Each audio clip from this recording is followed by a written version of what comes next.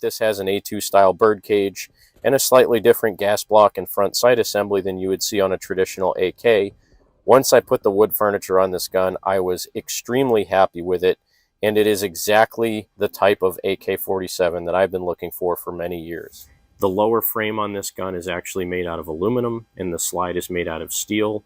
It's blued, so it has kind of that almost purpley brown color to the slide, which I kind of like the appearance of that. That's the quintessential Smith & Wesson 1980s blued handguns, and that I wanted to go to the Magpul stock. And here you have the rifle with the stock installed. Now, it's about the same length as the Ruger American stock originally was, but this has a fully free-floated barrel, and it will not flex when you put a bipod on the front. Again, being it's an 8-shot instead of a 6-shot, which I already mentioned. The frame on this one is a little bit different color than the original one I had. The original one was more of like a bead-blasted aluminum frame. 70s and 80s really are my favorite, and I will buy one again if I see another. Moving from the left to the right here, I have my newly purchased Charter Arms Target Pathfinder. We're going to do another video on pattern collecting, and the guns that we're talking about today are the New England Firearms and Harrington and Richardson single-shot break-action shotguns. We're talking about pattern collecting. This time I dug some guns out of the back of my safe that haven't seen daylight in a couple of months. These are Beretta semi-automatic pistols. Let's see how we do with the Vishka.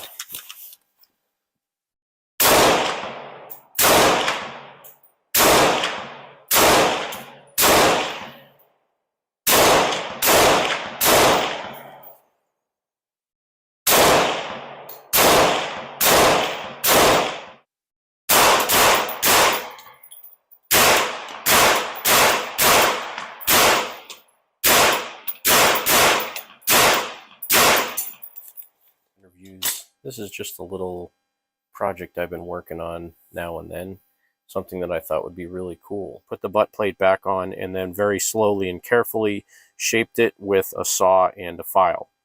I think the finished product looks pretty good. The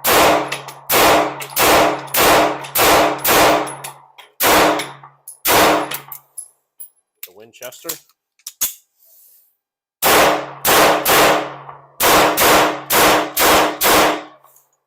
Not bad. My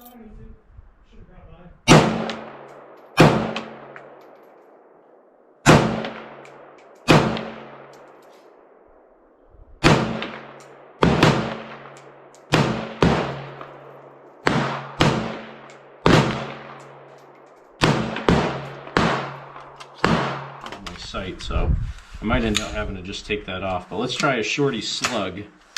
See how this does at my steel target at about 15 yards. Well, it shot well, but I missed. That's no good. And try a regular slug. 15 yards. Oh, that's smarts.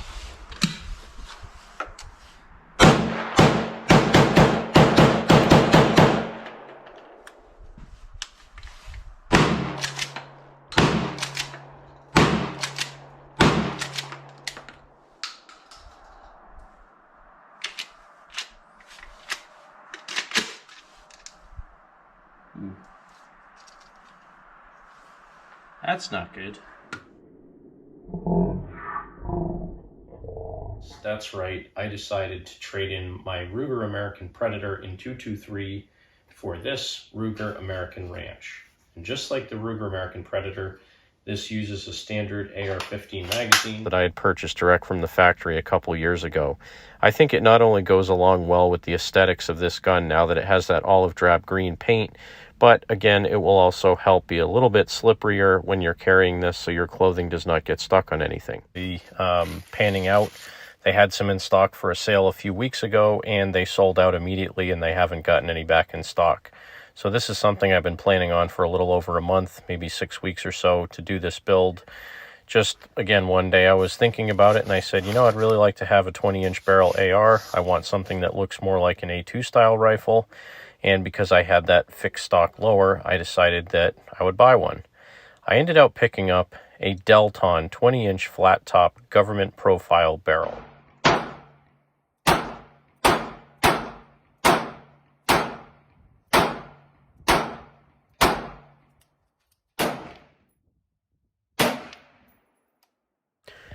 just to prove once again how crummy this sight was. After putting about 2 or 3 magazines through it, it did actually loosen up and I was not able to get it zeroed again. A Bear Creek Arsenal 16-inch A4 style flat top upper.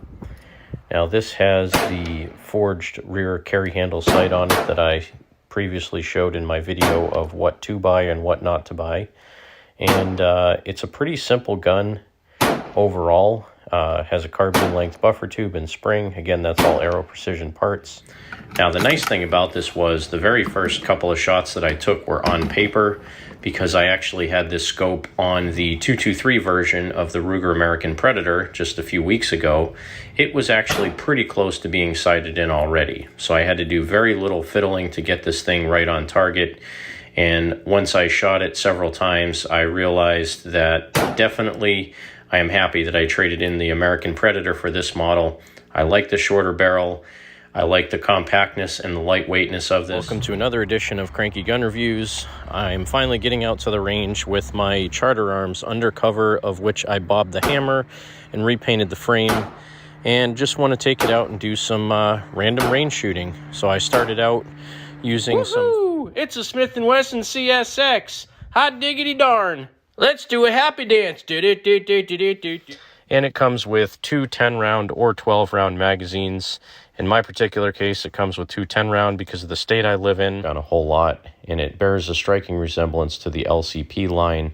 This even has the little hammer inside like the LCP2 has.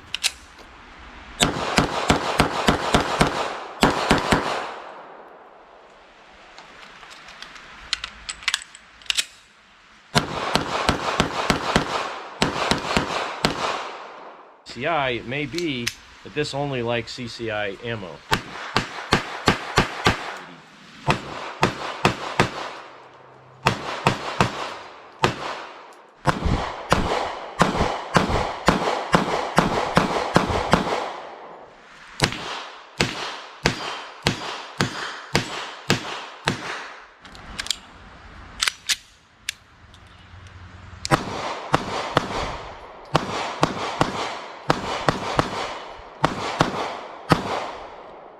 So there was really two main reasons that I originally sold my Bulldog Pug.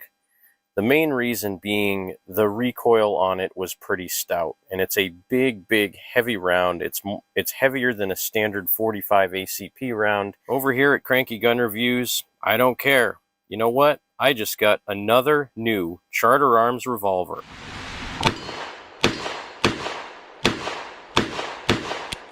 When the cylinder unlocked,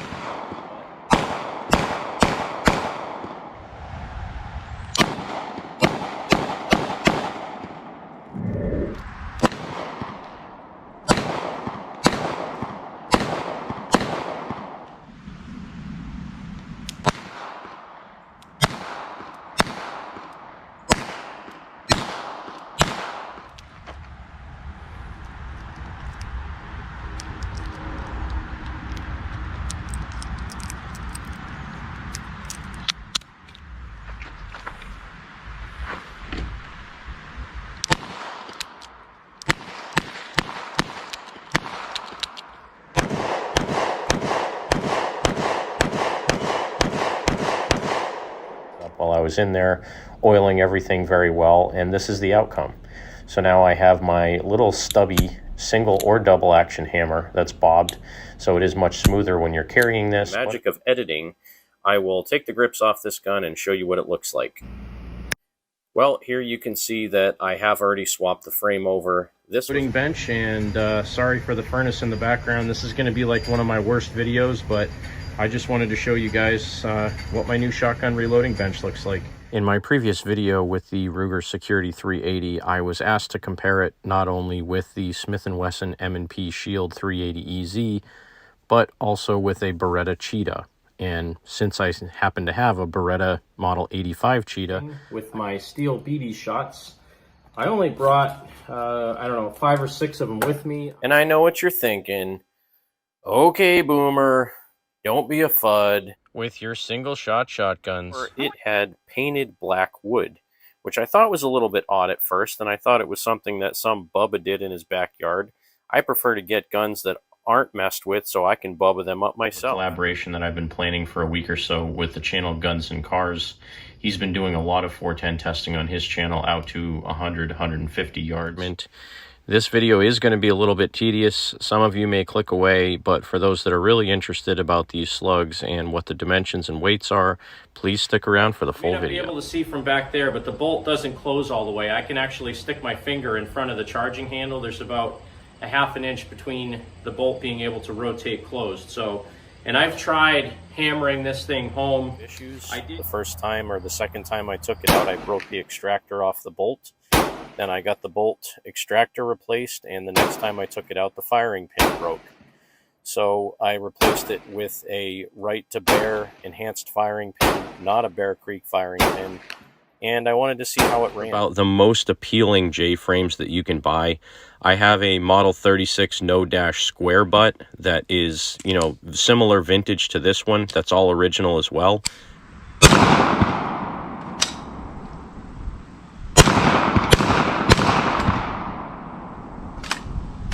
Well, testing will continue on this, but I do think I'm going to send this back to Bear Creek because now I've had a lot of loading issues with it, and that's as frustrating or more frustrating than the bolt issues. So, and this is a beautiful, beautiful shotgun.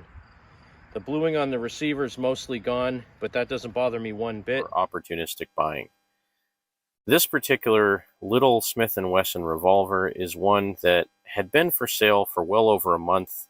Another one that, for whatever reason, did not sell this gun. So it had been on consignment in one of my favorite shops for a really long time. And finally, you can see that choke tool magazine extension on the end of this. It extended it out about 6 inches, so now the barrel and the magazine tube are just about the same length. The magazine tube is maybe a ½ an inch difference from the barrel, but it really changed the look of this gun. One thing I will say, though, the finish on the choke tool machine magazine extension is not nearly as fine as what's on the rest of the shotgun, so it looks a little that I can reload here. Thanks, Buckeye Ballistics. My love for riot style or police style or trench style shotguns, basically pump action shotguns that have between an 18 and a 20-inch barrel, and typically have a corncob foregrip and were used by police and military, or at least were built in the vein of something that was used by the police and the military. Now this little beauty here is a Remington Model 31. This is what I'm loading in there. So this is my Claybuster wad. I have 3 of these little pieces of foam. I think they're 7/16 diameter. 3 of them together is about 3/8 of an inch. Then I have 2 triple-aught buckballs and a 115 grain Hornady hollow point 9mm slug. So this should be an interesting load.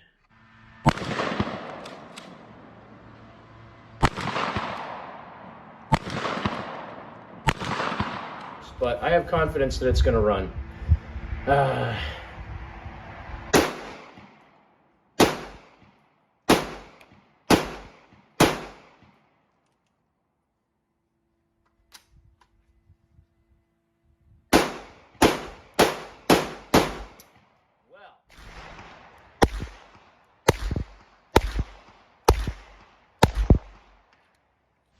I've been trying to level up my channel for a while, and I've been trying to buy a few really iconic rifles and shotguns from history. This is one that has been on my bucket list for a long time, and honestly, I never ever really thought I was going to purchase one. That's right, I finally picked up an M1 carbine. I have been looking at these in stores off and on for 2 or 3 years, maybe even a little bit longer. After all the debacle that I had with the Colt Government 380, after I finally got rid of that thing, I have been looking for another SIG P238 to replace the one that I sold. I think at this point I should probably have started a whole series on riot and police shotguns, because it seems like in the past several months I've bought quite a few of these, and mainly that's just because I've seen some really cool stuff come through the used bins at my local gun shops. And this is where I made that fatal error of trying to put a partially loaded clip in, and you can see me say, ah, right there. I just gave myself Garand thumb. I will say one thing about this rifle, it has a fantastic trigger.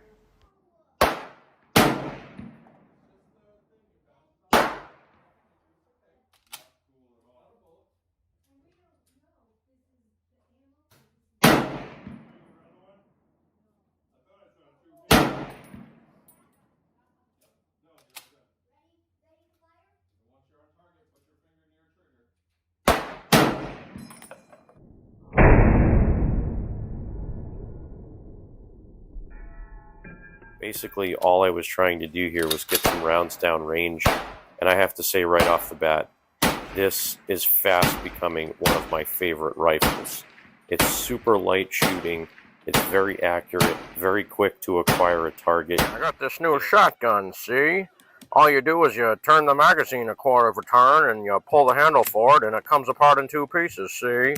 Makes it real handy and portable for when you need to carry it with you, see? It's a Winchester model 1912. And when you open it up, it actually has a place to put the stainless steel revolver, so this would have come as a serialized set with one of the pistols.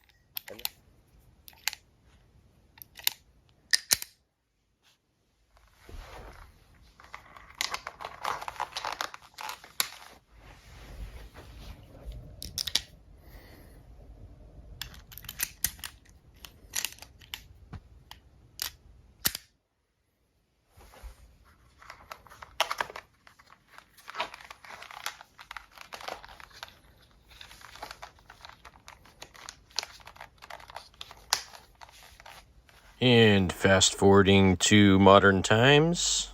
Ta-da! Yeah, whatever. I bought a Glock. Words.